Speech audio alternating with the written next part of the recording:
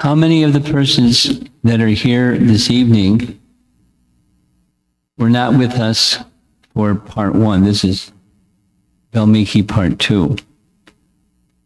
Who needs a little bit of review of Valmiki part one? Okay.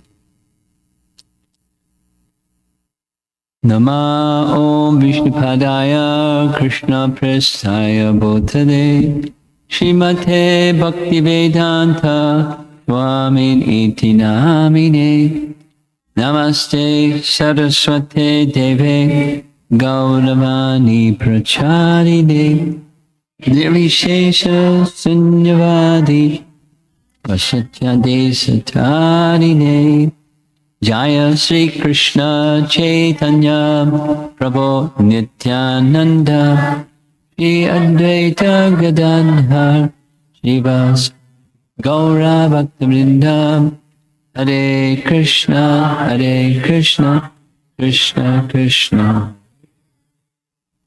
Hare Rama Rama Rama Hare Hare.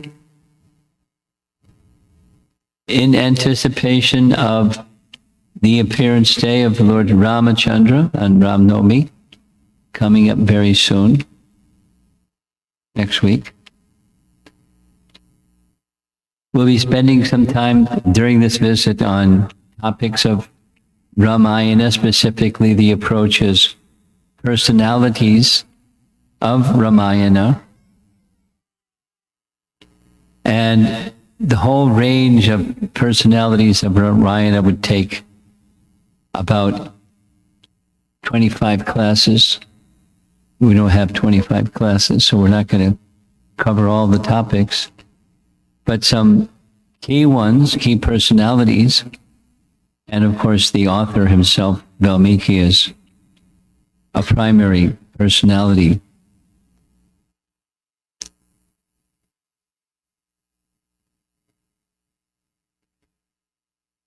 One of the things that we heard earlier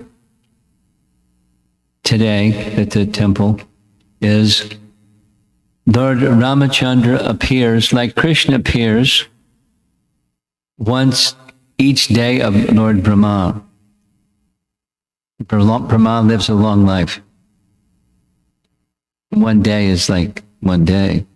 So in different days of Lord Brahma, there's different appearances of Krishna, there's different appearances of Ramachandra, and so there's variety of things that happen. There's a Prabhupada's phrase is a spool, like, the old system of movies were wound up on a spool and they played them again and again and again.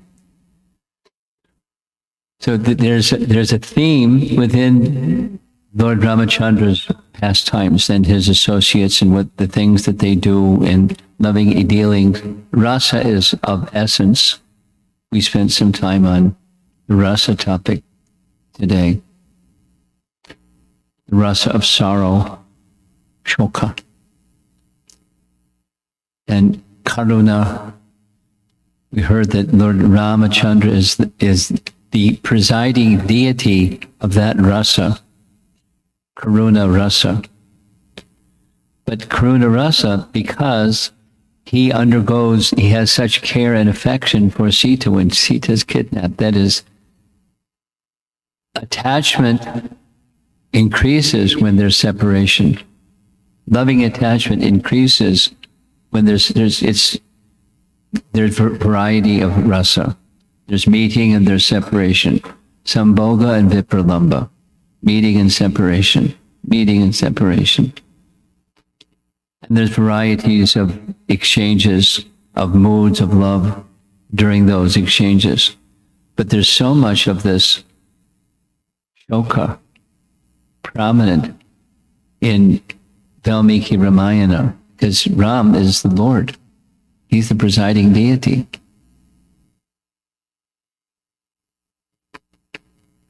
So we heard earlier today, there are different versions of Ramayana. We heard that according to Padma Purana, there's 100 different versions of Ramayana.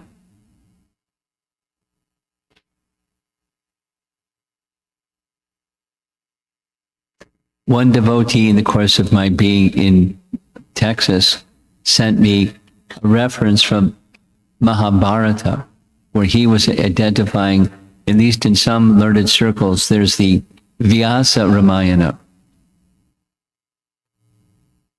And Vyasa Ramayana begins in Vanaparva. Vana, they're in the forest. And Yudhishthira is having a discussion with a very learned sage. And Yudhishthira says to the sage, amongst all sages, you're superlative. Could you explain why it is that the sinless Pandavas have to undergo so much suffering, including difficulty with Draupadi being kidnapped? So it doesn't give the detail.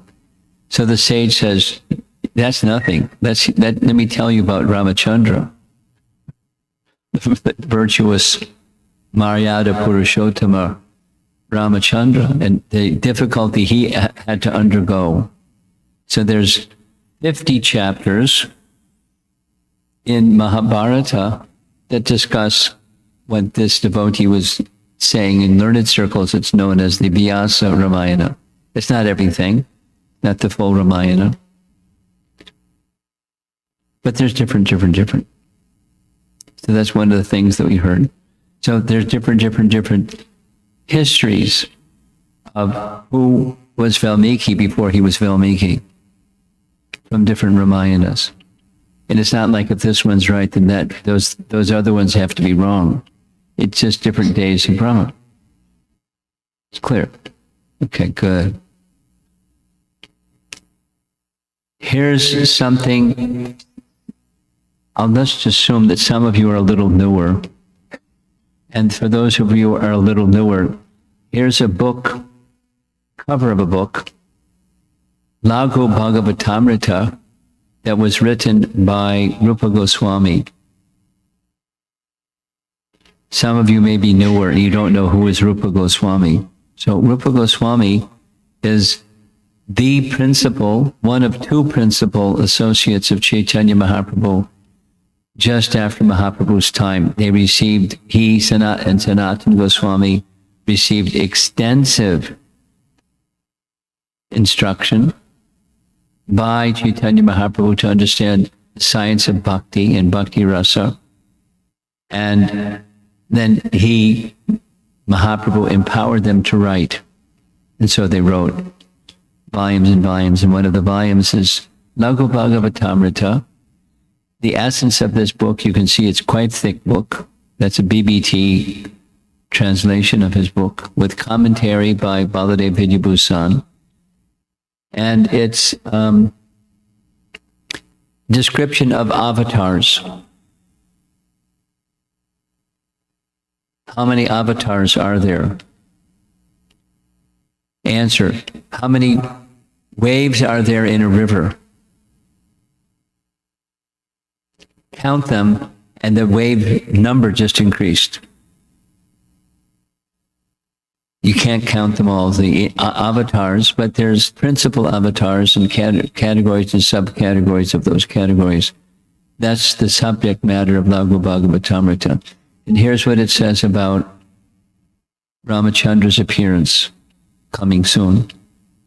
Splendid as a new blade of Durva grass, and accompanied by Sumitra's two sons and by Bharata, he appeared in the Treta Yuga of the 24th Chatra Yuga as the son of Kaushalya and Dasarath. Now, please note, this is Vaivasvata Manu, that we're Manu number 7. Some of you are newer. What is he talking about? And every day of Brahma, there's 14 Manus. Every day of Brahma has 1,000 yuga cycles. And you divide 14 into 1,000, it's an uneven number, and therefore there's a sandhi, or there's a break, there's an overlap of time between one manu and the next manu. Correct? Did you follow what I just said? No.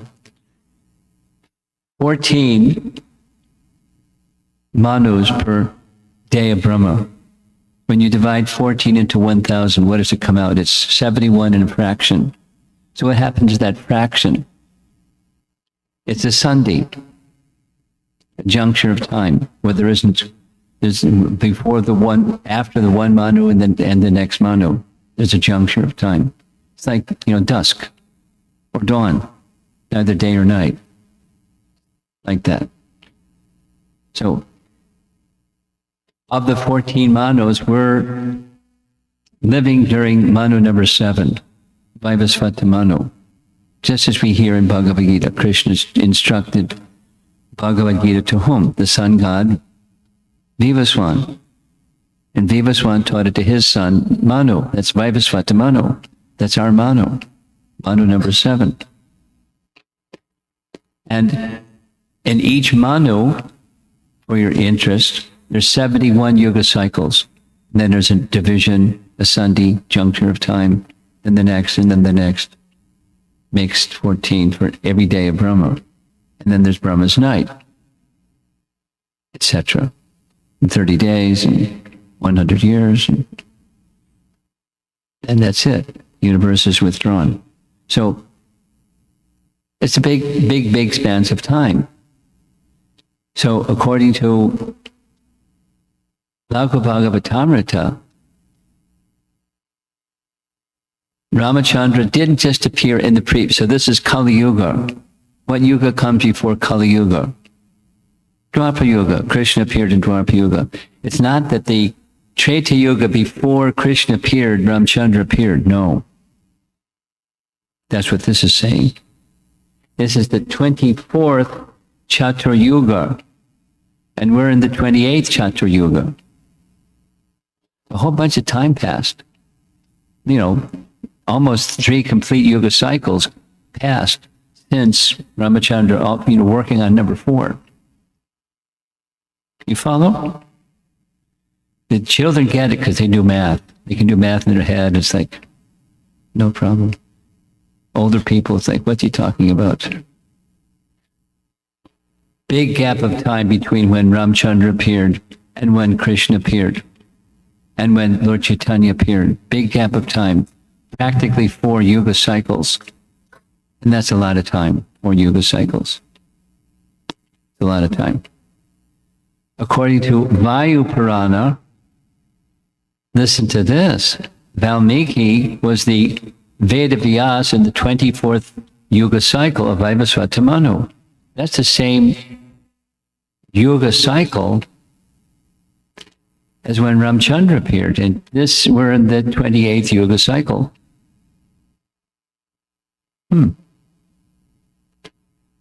That's an interesting way to start an evening class, isn't it? Because we want to talk about Valmiki. But here's how it begins. This is the beginning of Valmiki Ramayana. Towards the beginning of Valmiki Ramayana, we hear about Narada Muni. We know who Narada Muni is. He's the one with the Veena. And he's visiting the ashram of Valmiki. And the person next to Valmiki is his disciple Bhardraj Muni. So these two, we'll hear their names a few times this evening. Bhardraj Muni is a direct disciple of Valmiki. Narada comes to pay them a visit. In the very first verse of Ramayana, we hear about Valmiki. And Valmiki, wants to ask Narada Muni questions. He offers proper respect to Narada Muni. And Narada, foremost among sages, always devoted to austerities and study of the sacred texts, he's asked questions, starting with the second verse. 112 through 115. He has questions of Narada, and his questions are specific, very specific. He wants to know who is a true hero. No, like Kshatriya, the descent of Ramachandra. It's alluding to the descent of Ramachandra. So, mentioned are 16 characteristics, and there's a list in these 4 verses. There's characteristics of a hero. You separate them out, and there's 16 of them. Who in this world today is virtuous? And then here's the other items. Powerful, knows Dharma, grateful, truthful, firm vows, good character traits, kindly disposed towards all living beings. Who's that? Who carries all these things? Learned, competent, appears very pleasant, self-possessed, control his anger, brilliant, not envious, etc. Who has all these? 16 characteristics of a great hero. Narada listens, and Narada responds. Narada responds starting with verse 6, over the next 74 verses, narrates a mini Ramayana within Ramayana.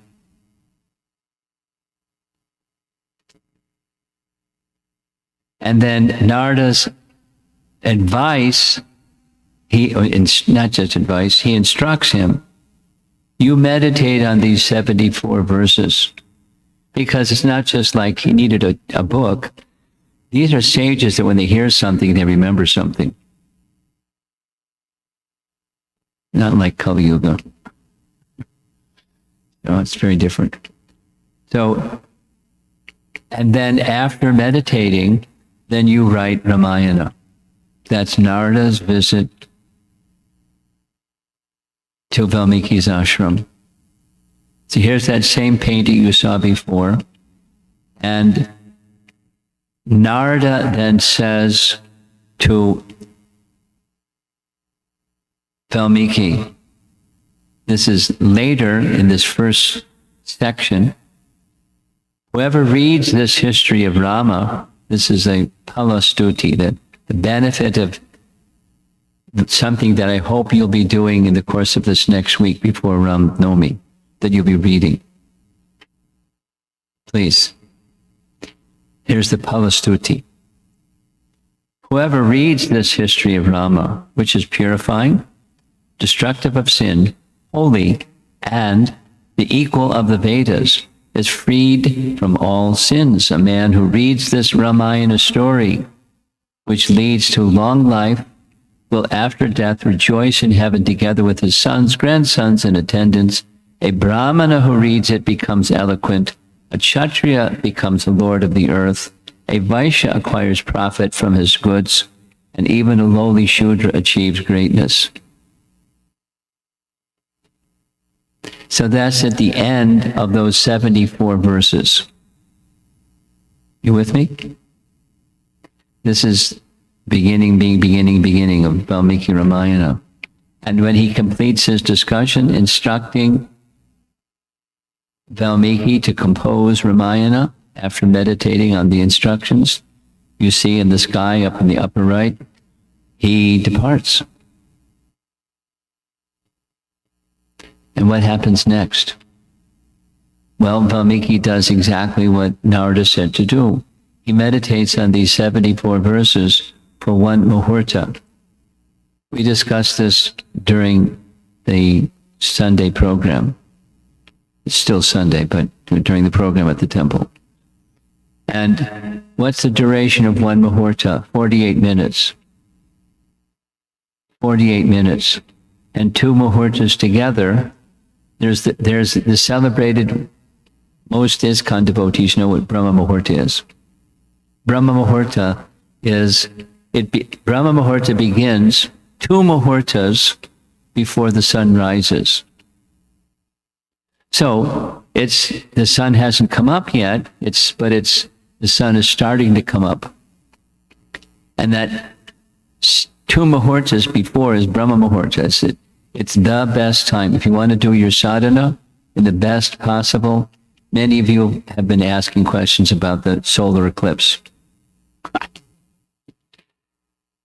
It is said you do sadhana during the solar eclipse, that whatever the period of time that lasts for, and there's multiple times benefit from when you might do your sadhana any other time of the day or any other day. And Brahma Muhurta is the best time for your devotional practices of any kind, whatever it is that you might be, inclined to do. Ours is chanting Hare Krishna, but any devotional practice, it's especially beneficial starting at Brahma Muhurta. So when does Brahma Muhurta begin? It's 2 muhurtas. 48 plus 48. 76, right? 96. I knew you'd pay attention. Okay. That's when you begin. So, for 1 muhurta, he meditated. Now it's time for him to go to the river, and the river Tamasa, where he was going to do his morning duties. And the painting shows what he saw. To his side, there's a hunter, and there's an arrow in the chest of the male croucher bird or heron. And while by the shore of the river Tamasa, they were mating. In the midst of their mating, the hunter shot an arrow and killed the male bird right before his very eyes. Valmiki saw this. We heard this during the Sunday temple class, but then he uttered a curse of the hunter, which is filled with shoka, or sorrow, or sadness. Here's the verse. We saw this slide before. It's in Anustup meter. There's 32 syllables per each line. Oh, hunter. Now he's a sage. He remains disturbed of all circumstance, but he gets really disturbed. Because you have killed the male bird and separated it from its companion when they were approaching the peak of their passion, you will be condemned for all ages to come. May you never find peace of mind for endless years. It's a curse, a Brahmana's curse. Filled with grief at the scene that he saw. According to commentators on Ramayana, this verse is Mangalacharana. Now in ISKCON we have our Mangalacharana. We, recite auspicious prayers at the beginning of some ritual to invoke auspiciousness. Mangala, Charana. This is it for the whole Ramayana, right towards the very beginning. And Bhardraj Muni was with his guru, Valmiki, when he heard him speak this. According to the next section of Valmiki Ramayana, Bhardraj noticed the mood swing of Valmiki as he spoke this verse. He felt first rage, then deep remorse that he spoke this harsh curse to a hunter. And then he started feeling great delight. And Bhardraj noticed these changes of moods of Valmiki, and he didn't make the mistake of Vaishnava Aparad. There's something transcendental going on here. I don't understand it. I'm not going to judge it or evaluate it. It's just it's unbecoming behavior. It's not normal behavior for this great sage Valmiki. But he remained silent. Something's going on. And I'll understand it in due course of time. So in due course of time, what happened is Lord Brahma. You see on the far left, he came to the ashram of Valmiki. How'd you like to have Lord Brahma pay your ashram a visit? Not so likely. But that's what happened. And on the far right, you see there's the Krauncha birds. And you see Valmiki giving this curse to the hunter with folded palms accepting the curse. That little fellow next to him in the purple dhoti, that's supposed to be Bhardraj Muni. Anyway, then Brahma says, this is the first section of Valmiki Ramayana. Brahma says, don't you know that it was at my direction that Saraswati, the goddess of speech, uttered through your lips the seeming curse? The words that cause your innocent heart a world of anxiety shall bring unto you boundless fame.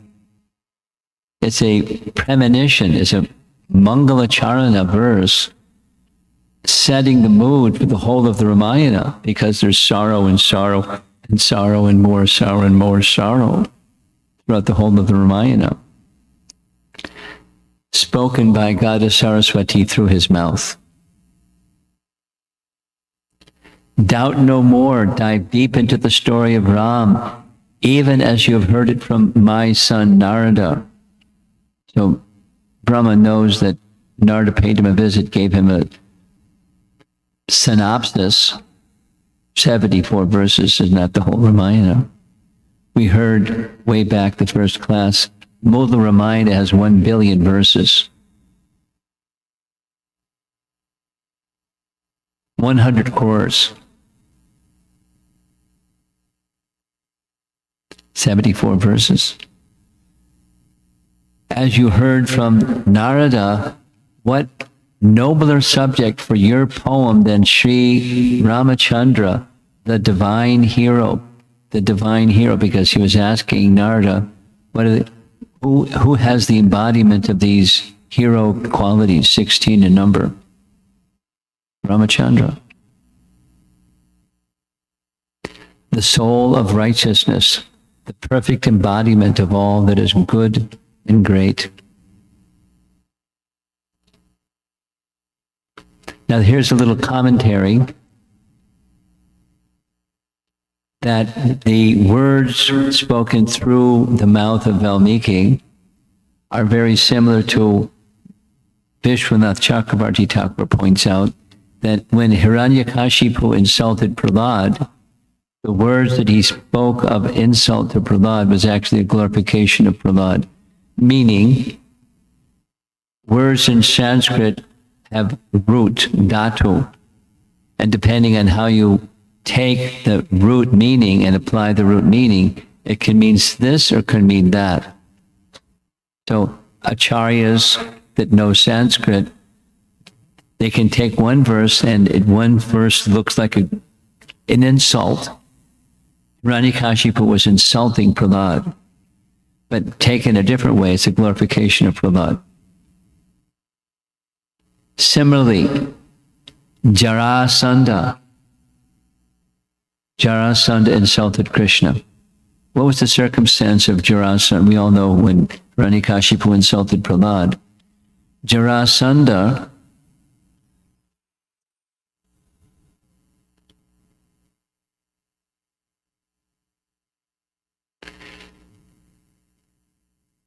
let's go to Srimad Bhagavatam. Krishna is in Dwarka. We're just changing gears here. Krishna is in Dwarka. Krishna is with his royal assembly. Uddhava is by his side. There's, Ugrasena is the king, but 2 messengers come almost at the same time. One is the messenger that is coming from kings who are devotees, great devotees of Krishna, and the kings are asking for relief. Please save us. We're imprisoned. And around the same time, another messenger comes from Yudhisthira. Yudhishthira's messenger says that Krishna, you're being requested to please come to Indraprastha and preside over a Rajasuya sacrifice. I would like to become anointed the king. It's my birthright, the eldest son of Pandu, and I'd like to have a formal ceremony where I become anointed the king, Rajasuya Yajna. And I'd like you to be the guest of honor. You with me? Two messengers, very different requests. And so Krishna turns to Uddhava as if Krishna needs Uddhava's help. He's just giving Uddhava some service. Uddhava, what should I do? You're my best minister. Uddhava says, you know what to do, but because you're giving me some service, I'll say, Rajasuya is only to be performed. Rajasuya is only performed when all other kings have been conquered. And there's one king who hasn't been conquered. That's Jarasandha. So you should first make an arrangement to conquer Jarasandha. And then once Jarasandha is conquered, then the Rajasuya Yaga can be performed. And Jarasandha, the way to get Jarasandha to do battle with you is he is known for being charitable to Brahmanas. Yes? Why did he's a demon? It's because he got merit, kriti, for doing charity to Brahmanas. Then he became duskriti. He used it in a bad way. Yes? Kriti can be sukriti or duskriti. So he's a duskriti. Duskritina, Buddha. So go, you three, Bhima, Arjuna, and Krishna, in disguise as Brahmanas and ask him for charity, and he'll say yes. But when he said yes, then he was given, the option of which of the Brahmanas he'd like to do battle with. Then he started insulting Krishna. So that's the reference. When Jarasandha was insulting Krishna, it was insulting. But take the same words of insult and it becomes a glorification. Depends on your Sanskrit scholarship. His intention certainly was vilification. So same in this particular section, the words spoken, listen carefully, the words spoken, this Mangala Charana is actually Mangala, because it brings in the glories of Lord Ramachandra, who went through many, many, many, many ordeals, but his fame would last forever and ever and ever, not that his infamy would last forever and ever and ever, through the recitation of Ramayana. Now, the detail in the end of this little section, Govinda Raja, those of you that are with us for the program at the temple, you know who Govinda Raja is now. Govinda Raja is a Sri Vaishnava Acharya who is most celebrated amongst all Sri Vaishnava Acharyas for his commentary on Ramayana. Most celebrated commentator. So Govinda Raja, in his commentary on this particular verse, says that it was Saraswati is not mentioned by name, but it's Saraswati, inspired by Brahma. Goddess Saraswati is the wife of Lord Brahma. Brahma, inspired her to speak through Valmiki's mouth, this Mangalacharana verse.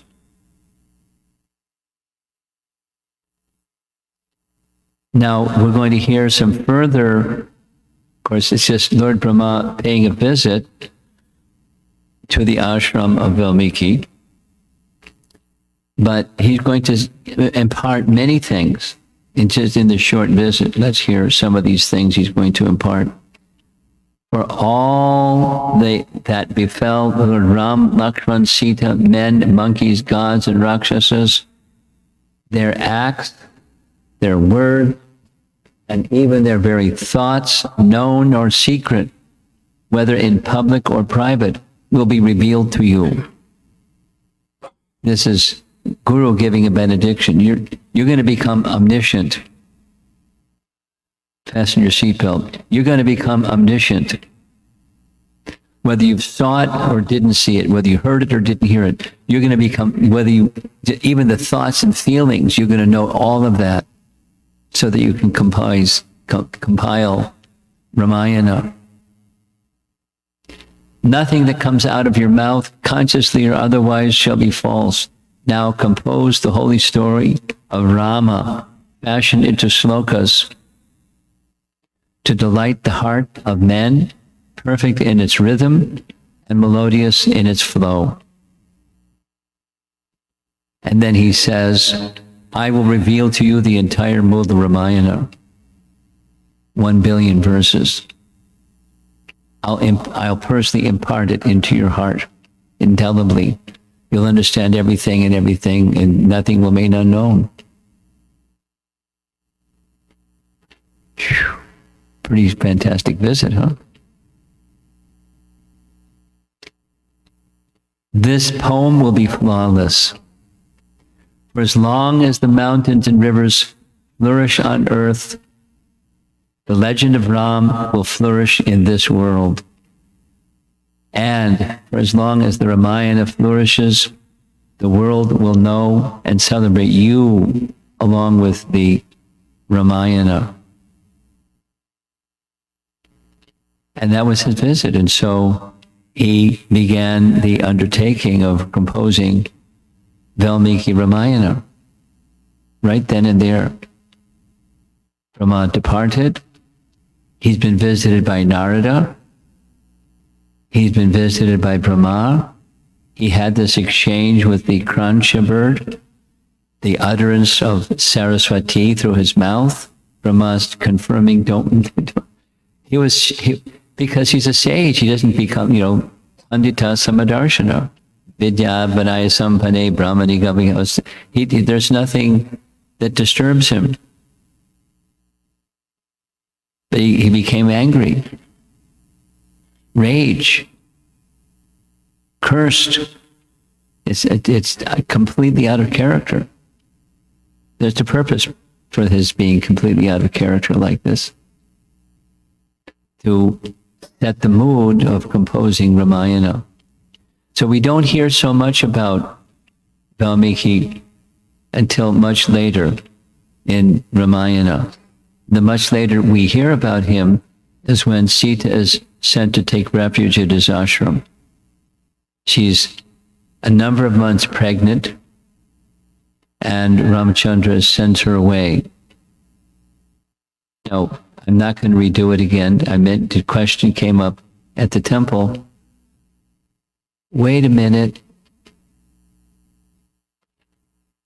Ramchandra is the emblem of virtue. How could he send a pregnant wife to go away when he knew she was innocent and so forth and so on? So that's a doubt that sometimes people have. So we had an hour and a half class on that topic, and I'm not going to repeat an hour and a half class right now. But it's on YouTube and you can hear it. The headline is Maryada Purushottama. How did he do this? Maryada Purushottama means he is the emblem of good virtue, perfect virtue, flawlessly. He never deviated from Dharma, and he always abided by Dharma. That's checkmate. So how did he do this? Sounds adharmic to me. You don't send your wife, you protect your wife. That's our dharma. How can he do this? So we discussed the topic. And another topic we discussed, this is in Dallas, was Shatrughna. Many of you are very familiar. Shatrughna is one of the four brothers. And Shatrughna accepted the responsibility when Ram is now back in Ayodhya after 14 years of exile, and he's ruling in Ayodhya. And one of the activities of a king in Ayodhya, or a good virtuous king anywhere, is they have an opportunity. Anybody in the kingdom, which is the world, can come and have audience with the king and say they have a problem. That wouldn't work today. But things were so virtuous that it worked. And one of the things that happened, according to Valmiki Ramayana in the concluding section, Uttarakanda, was Chavana Muni came. Chavana Muni had an ashram not far from Madhupuri. Madhupuri is today's Mathura. So consider the geography. Where's Ayodhya? Ayodhya is way over here, and Madhupuri or Mathura is way over here. So it's a big distance. He went all the way from Mathura to Ayodhya to lodge a complaint, or not lodge a complaint, ask for Ramachandra's intervention. I'll just do it quickly. The intervention was, you've come back after killing the horrible Ravana. You defeated him. There's somebody that's similarly, it's his cousin, no, his nephew, his cousin's son, Lavanasura. He is giving us in the ashram enormous trouble. He's wild. He's a demon. He's a Rakshasa demon. And he has a lance that's an invincible lance. That's a gift from Lord Shiva, etc., etc., etc. And we need help. Ram said, surely, I'll come. But if one of my brothers would like to go, this is a whole discussion, and eventually Shatrughna goes. When Shatrughna goes, he passes through the ashram of Valmiki. And when he passed through on his way to Madhupuri, and when he passed through the ashram of Valmiki, Love and Kush were born that night. So he observed the birth ceremony, all the rituals that were done, Kusha grass and this and that by Valmiki.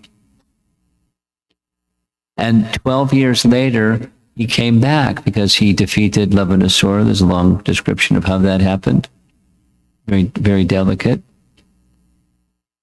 And 12 years later, the boys are 12 years old.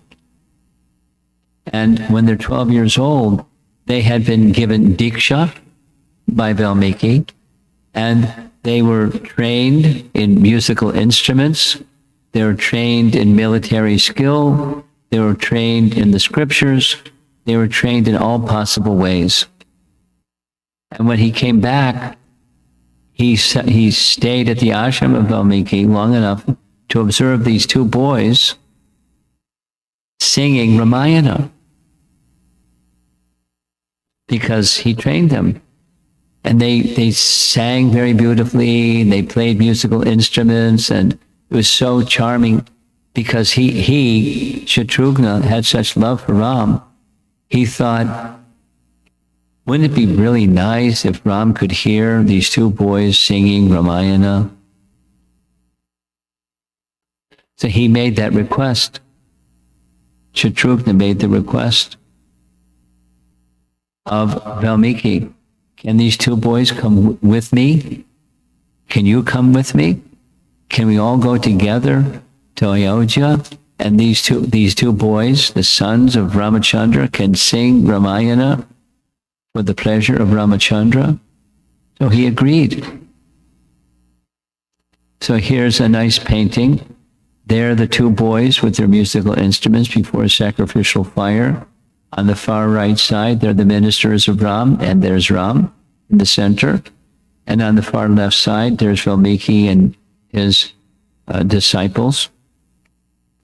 And in the front, that's the two boys singing. And as the two boys were singing, Ram didn't know, as if he's omniscient, but who are they? They're your sons.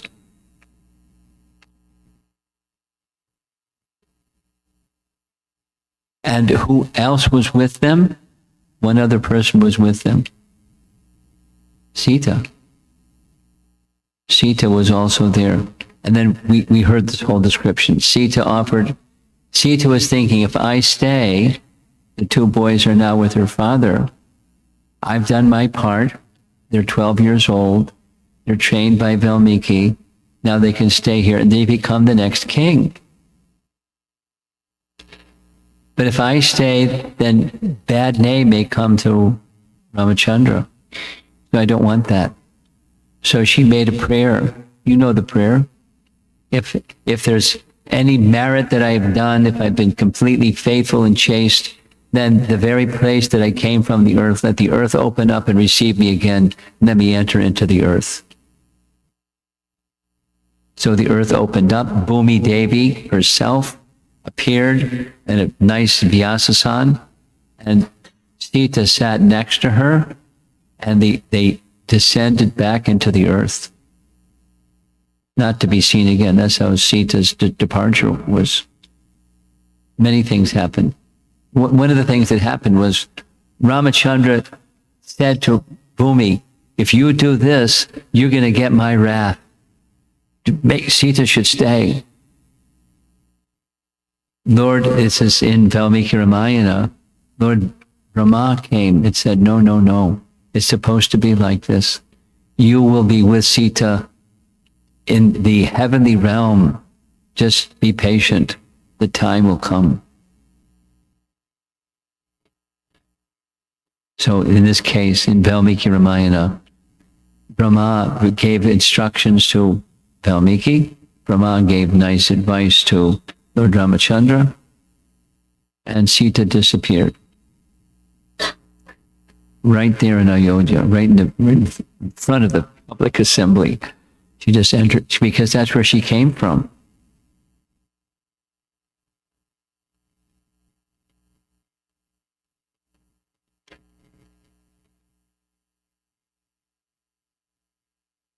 I'm going to say one more thing that's extra. It's not essence. In our teachings, our Siddhanta, there's Shakti and there's Shaktiman. The possessor of Shakti is Shaktiman. And Lord Ramachandra is Shaktiman and Sita is Shakti. Which of the Shaktis is Sita? According to those of you that have been to a Sri Vaishnava temple, let's say, how many here have been to see Lord Ranganath? And yeah, many have. So Lord Ranganath he's a very, very large deity. And in addition to the very, very large deity, there's a festival deity or Utsav deity. And the Utsav deity is quite different in size, modest in size, brass deity. And on either side are there two Shaktis, Sri Shakti and Bhu Shakti. Yes? So Sita is in the category of, these are the internal potencies. The Shaktiman, Narayana, and the two Shaktis, Shri and Bhu. Shri, goddess of fortune. Bhu, the internal potency, spiritual potency of Narayana. And Sita is in the category of Bhu Shakti.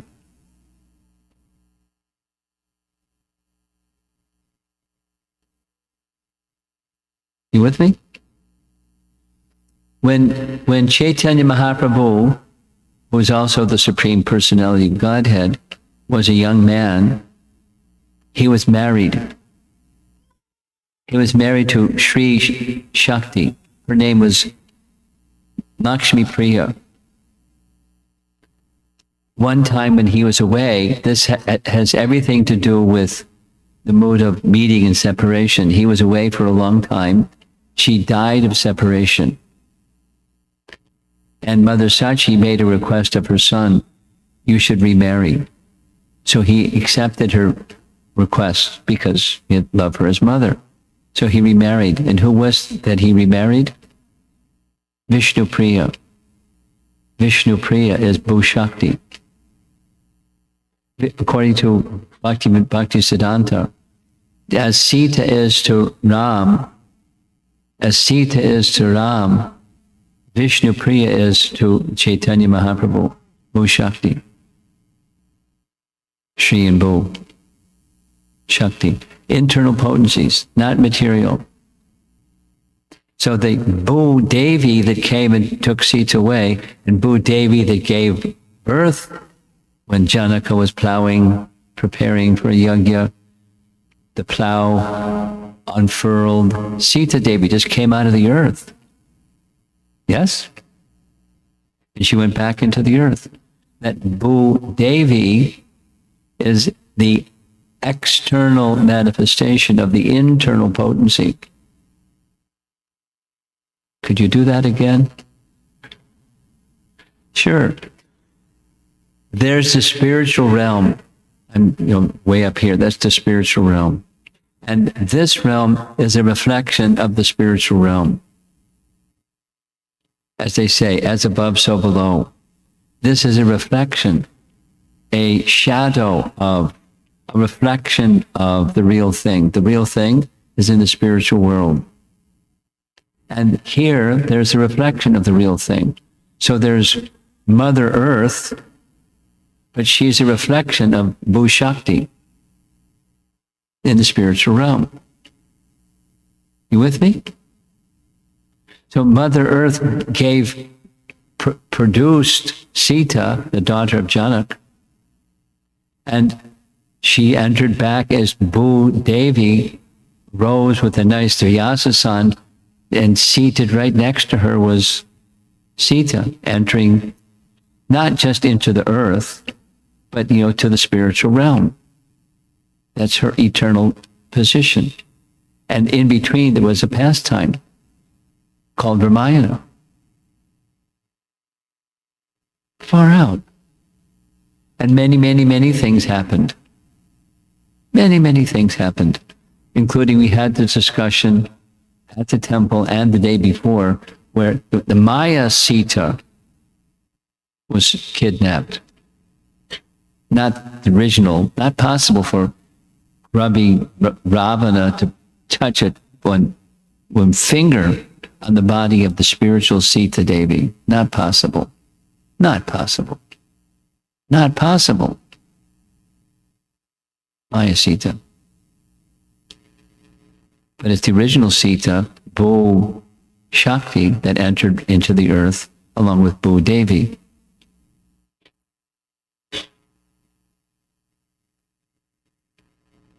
So that's it for Valmiki Ramayana. Now, tomorrow we're going to be discussing another personality and so forth. So little by little by little, we can start to get, there's a big puzzle.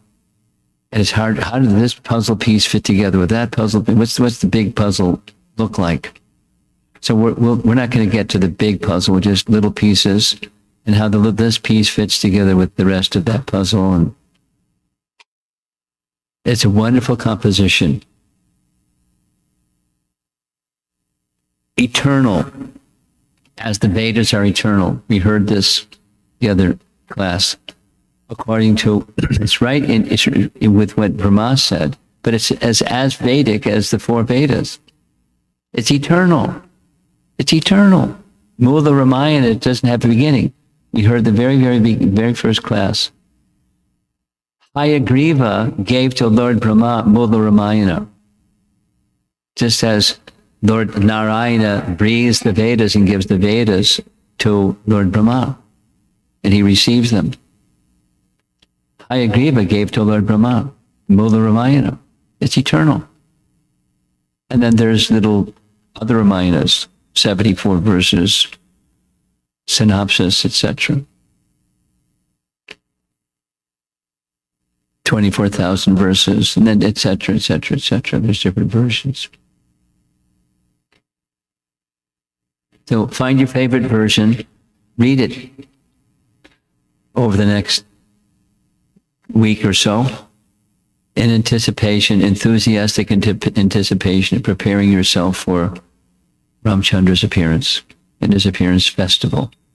I'm sure you're going to have a nice festival at the temple. Any discussion? Yes, I see one and two. Yes, here comes the microphone. Hare Krishna Maharaj. You mentioned earlier that when Sita Devi came back into the earth, that she's there with Shri Shakti and Bhu Shakti. And There are others, by the way. I was just That's about your that. question. I've heard from Chaitanya Charitamrita that Leela Shakti or yeah. Neela Shakti. Yes. And that manifests the Dham, Okay. but also the Leelas. Go ahead.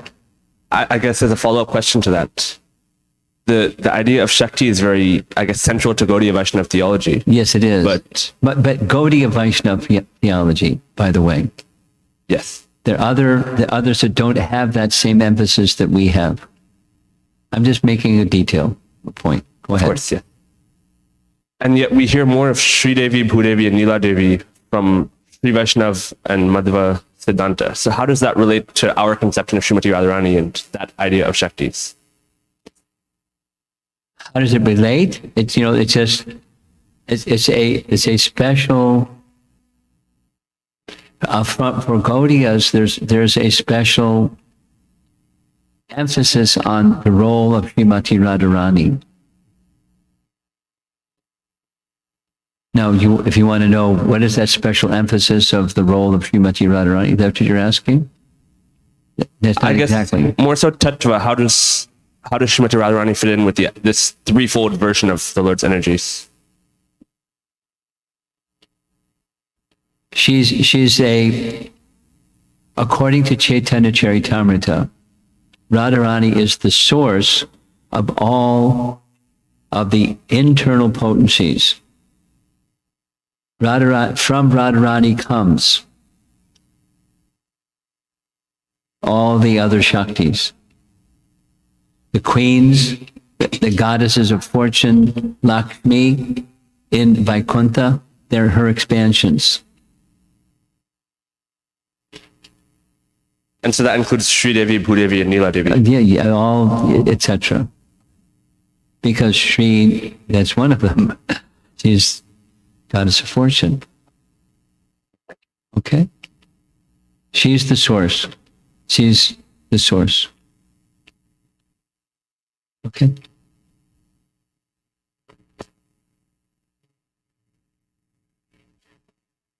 Here's a detail. A detail following your question. As you know, Chaitanya Mahaprabhu spent 4 months of the rainy season in the house of Venkatapata in Srirangam. And because Chaitanya Mahaprabhu and Venkatapata were both very learned, in the evenings they would have learned discussions. Naturally. So one time, you know that where I'm going with this, right? Okay. Some of you maybe knew or you don't know where I'm going with this. Chaitanya Mahaprabhu asked, it is said that the goddess of fortune, Sri Devi, is most chaste. But it is said that Lakshmi, the consort of Narayana, wanted to experience rasa dance according to the Puranas, and so she left Narayana to go participate in the rasa dance.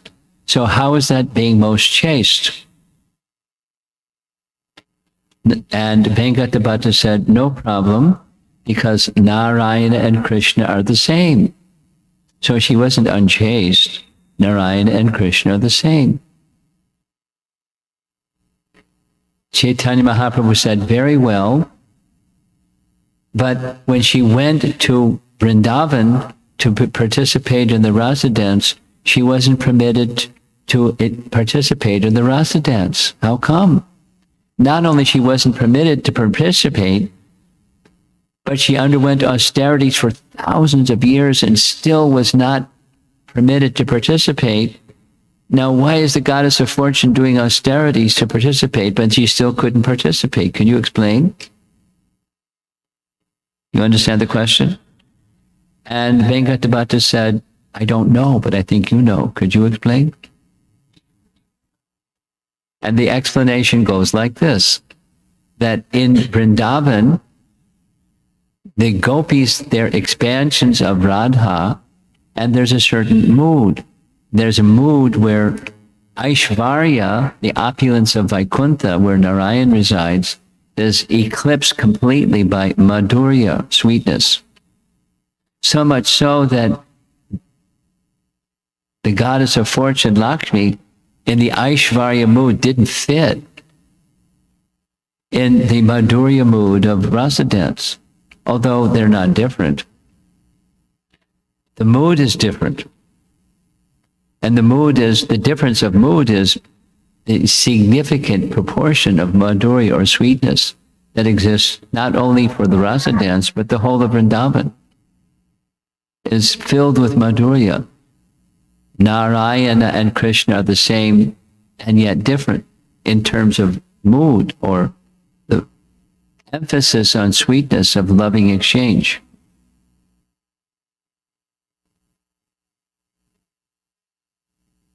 So your question was, Radharani, what's her relationship?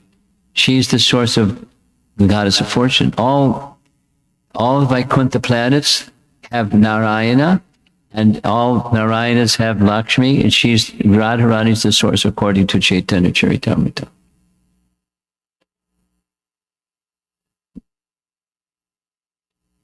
Now that's very high, and it goes further than that, but that's a nice beginning. That's a response to his question. How does Radharani fit in with the positions of the internal potencies by different names? Shribu and Neela. You had something? Hare Krishna Maharaj. Maharaj, you said that when Sita Devi entered into the Bhudevi and you connected to the transcendental, I couldn't follow that. She entered into the earth. She didn't enter into Bhudevi. Earth. She entered into the earth. Earth, yeah. So the big hole in the earth opened, and rising from that hole in the earth was a Vyasasana, a seat for Sita Devi to sit on. Bhudevi was already there, and she made a place for her, and they receded back into the earth and she disappeared. Does that answer your question? Now that you connected to the transcendental, I couldn't. Okay. I was explaining the Bhudevi that came to receive Sita is the earthly expansion, Bhudevi. The reflection of the spiritual potency, Sri Shakti, is Bhudevi, that Mother Earth. Bhudevi, Mother Earth. That's the reflection of the spiritual potency. Is it clear? So the earth is a reflection of the spiritual potency. The spiritual potency has a reflection in this realm. So we are to respect the earth as mother. In Vedic culture, there's 7 mothers. The earth is one of them. But then there's the source of all seven, and that's Bhushakti. It's internal spiritual potency before and beyond material creation. Sri Shakti is there. The spiritual realm is there. Is that clear? Yes, Maharaj. Thank you. Okay.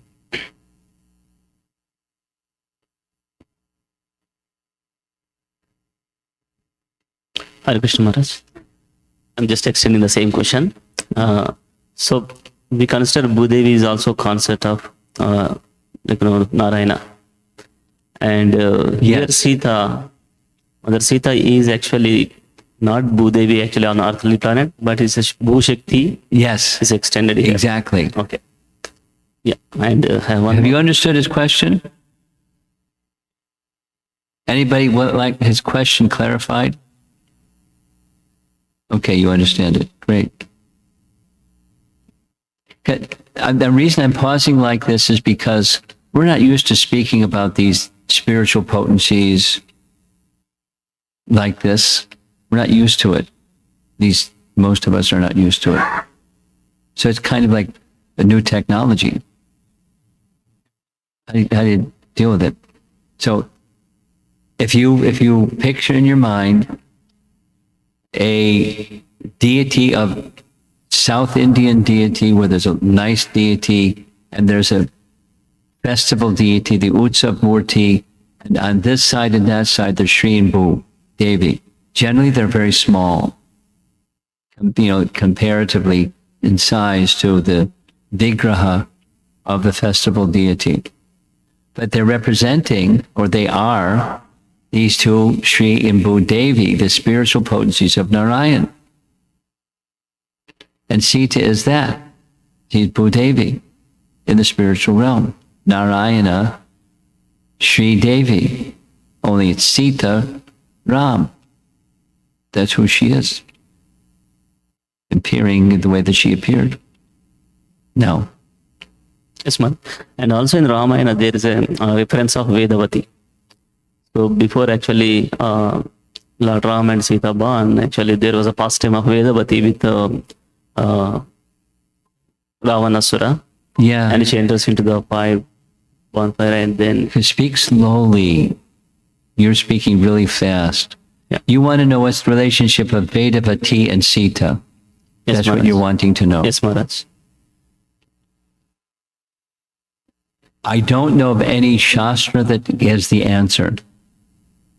So I can only use my intuitive sense that is, they're the same.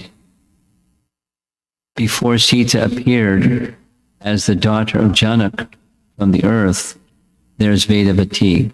And she has some kind of connected with Sita connection.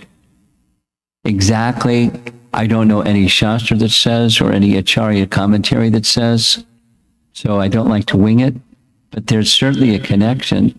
It's of the same spiritual potency because she's not an ordinary lady. She's not an ordinary lady. And she then appeared later to provide, the consequence for Ravana touching her hair. Actually, I heard the Maya Sita we are talking about. Actually, the Vedavati is actually like a Maya Sita later. I don't know the connection.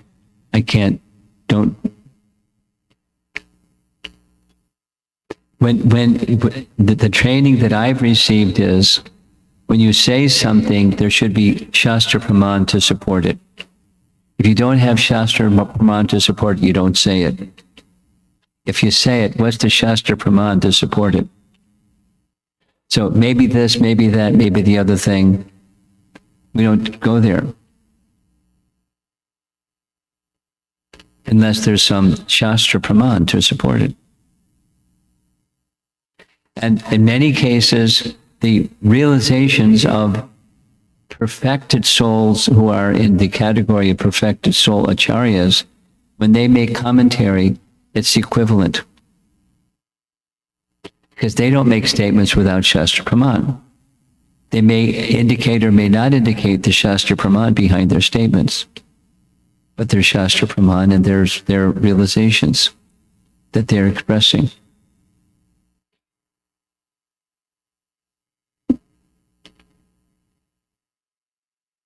Anything else? You're letting me off easy. That's okay. Okay. Srila Prabhupada ki, Sri Ramachandra Mahamahotsav ki, Gaur Premanandi.